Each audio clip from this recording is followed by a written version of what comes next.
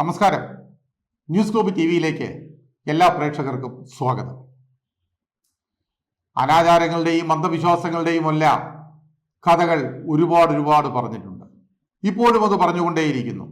എത്രയൊക്കെ പറഞ്ഞാലും അതൊന്നും അവസാനിക്കാൻ പോകുന്നില്ല എന്നറിയാം.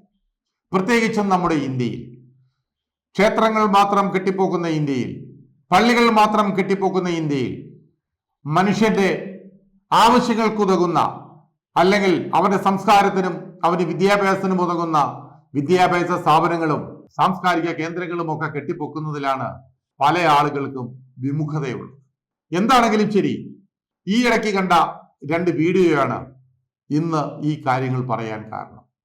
അതിലൊരു വീഡിയോ ഒന്ന് കാണിച്ചു നോക്കാം. കള്ളു ദൈവം എന്നാണ് അറിയപ്പെടുന്നത്. നേരത്തെയൊക്കെ പാലക്കാടിനടുത്ത് ഒരമ്പലമുണ്ടായിരുന്നു. എനിക്കറിയാവുന്ന 1-2 സ്ഥലങ്ങളിൽ അമ്പലങ്ങളിൽ കള്ള് നേർച്ചയുണ്ടായിരുന്നു. അത് തെങ്ങും കള്ളായിരുന്നു നേർച്ച. കാലം മാറിയില്ലേ, സർക്കാരിനും വരുമാനം കൂടുമല്ലോ. ഇപ്പോ കള്ളൊക്കെ അങ്ങ് നിർത്തി.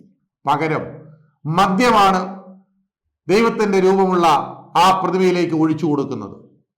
ഇത് തമിഴ്നാട്ടിലാണ്. തമിഴ്നാട്ടിലെ ഒരു ദൈവം മദ്യം കുടിക്കുന്ന ദൈവമാണ്. ആ കാഴ്ചകളൊന്ന് കാണാം. ആടിച്ചങ്ങ് പൂസായി കൂടിച്ചെന്നു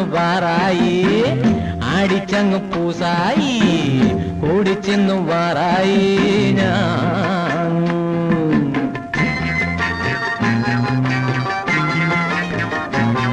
കണ്ടല്ലോ, ദൈവം ഇപ്പോ കള്ളാണ് കുടിക്കുന്നത്. ഇടയ്ക്കിടയ്ക്ക് ദൈവം ഒന്ന് ഫിറ്റ് ആവട്ടെ. ഇതാണ് കള്ള് നേർച്ച. സ്ത്രീകളടക്കമുള്ള ആളുകൾ ഒരു ഫുള്ളും ഒരു ഹാഫും ഒക്കെ ആയിട്ട് ഇങ്ങനെ ക്യൂ നിൽക്കുകയാണ്. ദൈവത്തിന് കള്ള് വേണം. ഇനി ഈ കള്ള് നേർച്ച കൊടുത്താൽ ദൈവത്തിന് കുറച്ച് കൊടുക്കും, ബാക്കി അവിടത്തേക്ക് സൂക്ഷിച്ചു വെക്കും. അതൊന്നുകിൽ അവിടെയുള്ള ആളുകൾക്ക് ഇത് വൈകുന്നേരം സേവിക്കാം, ഇല്ലെന്നുണ്ടെങ്കിൽ അത് അവർക്ക് മറിച്ച് വിൽക്കാം. ഇങ്ങനെയുള്ള കള്ളദൈവങ്ങൾ ഒരുപാടുള്ള നാടായി നമ്മുടെ നാട് മാറിയിരിക്കുന്നു. എന്തിനധികം പറയുന്നു, കള്ളദൈവം മാത്രമല്ല, ചില സാഡിസ്റ്റായ ചില ദൈവങ്ങളും ഒക്കെ ഉണ്ട്. അത് ഹനുമാന്റെ രീതിയിലാണെന്ന് മാത്രം. അത് ഈ കാണുന്നതാണ്.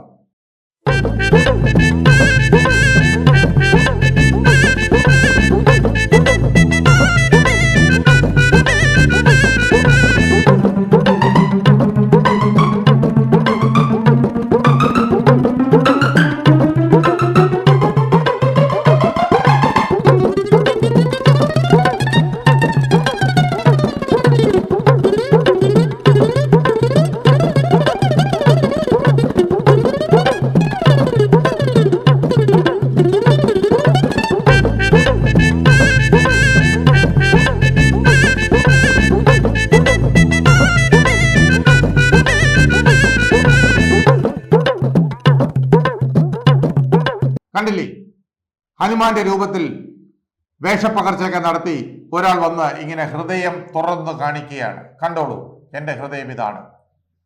ഹനുമാൻ ഭഗവാന്റെ ഉള്ളിലിരിക്കുന്ന ഹൃദയം നിങ്ങൾ കണ്ടോളൂ.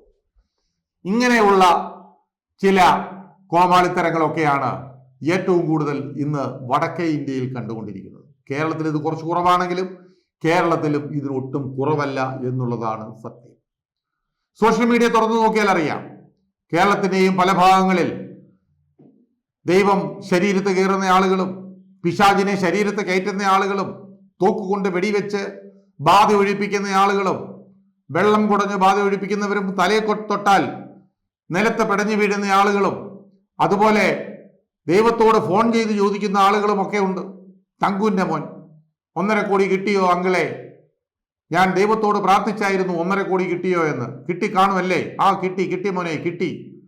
ഇതൊക്കെയാണ് ഫോൺ ചെയ്ത് പറഞ്ഞാൽ ദൈവം 1.5 കോടി കൊടുത്തു വിടും. ഇങ്ങനെയൊക്കെയുള്ള കാലഘട്ടമാണ് കടന്നു പോകുന്നത്.